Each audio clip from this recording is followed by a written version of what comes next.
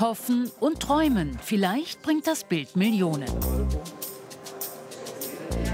Expertentag im Auktionshaus. Rares und Altes wird hier geschätzt. Wir haben hier eine Uhr, schöne IWC, Sackuhr, Briefmarken. Wir haben also die ganze Palette mit. Es ist einfach ein Erbstück und man hat keine Ahnung. Kistenweise Briefmarken, die in der Familie niemand mehr will, und wegwerfen geht nicht. Vielleicht entpuppt sich die Sammlung als wertvoll. Das ist so eine Dublettensammlung, das ist alles einfaches Material. Für ein Urteil braucht der Experte nicht viel Zeit. Der Anfang von Liechtenstein fehlt auch. Bis jetzt haben wir noch keine substanzielle Ware. Der Preis für das Objekt wird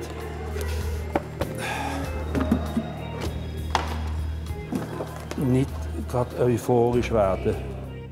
Höchstens 1000 Franken. Das ist das Hobby von meinem Mann. Von den Jungen hat niemand Interesse, Grosskind auch nicht. Was mache ich mit dem Zeug? Wenn kommt eine Briefmarke Wert über? Wenn sie rar ist und ein Haufen Leute sie gerne hätten. Also wenn sie eine Marke haben, zum Beispiel haben wir jetzt eine typische Marke, eine Basler Taube. Wir haben hier schon mal eine verkauft von 117'000 auf Briefe. Das ist Riesenpreise. Also es gibt da nach wie vor einen Markt. Alt allein reicht heute definitiv nicht. Wer meint, mit dem antiken Stück viel Geld zu verdienen, hofft meist vergeblich.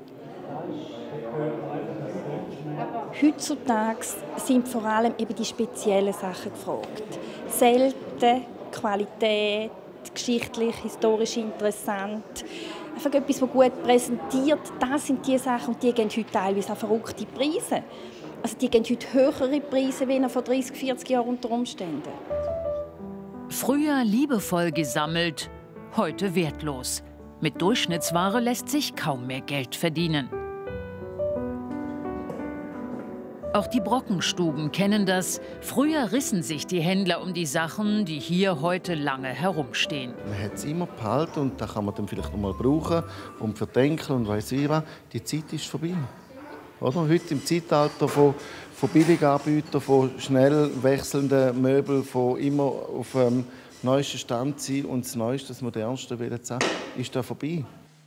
Auch für antike Schränke finden sich trotz Spottpreis keine Käufer. Es ist halt leider so, dass gewisse Sachen einfach da sind und stehen und stehen und stehen und niemand tut es. Der Bodenseeschrank da vorne, der ist purer Nussbaum. Der hat vor gut 30 Jahren 20'000 Franken gekostet.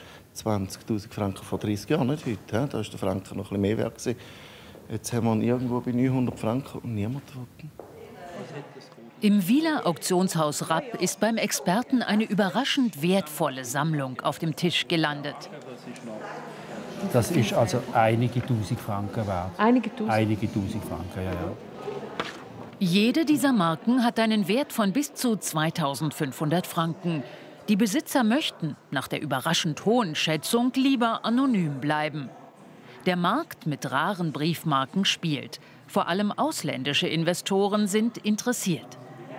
Einer unserer grössten Kunden ist jetzt zum Beispiel ein Israeli, der in London lebt, oder ein Japaner ist ganz ein grosser Kunde von uns. Es ist sehr, sehr breit. Wir haben zum Beispiel einen Japaner, der viel Geld investiert in Briefmarken von der Schweiz. Was heisst da viel Geld? Ja, pro Jahr x Hunderttausende. Der Expertentag ist auch ernüchternd. Das Erbstück, die 18 Stiche, sind wertlos. Da bleibt nur wieder mitnehmen, zu Hause aufhängen oder ins Brockenhaus bringen.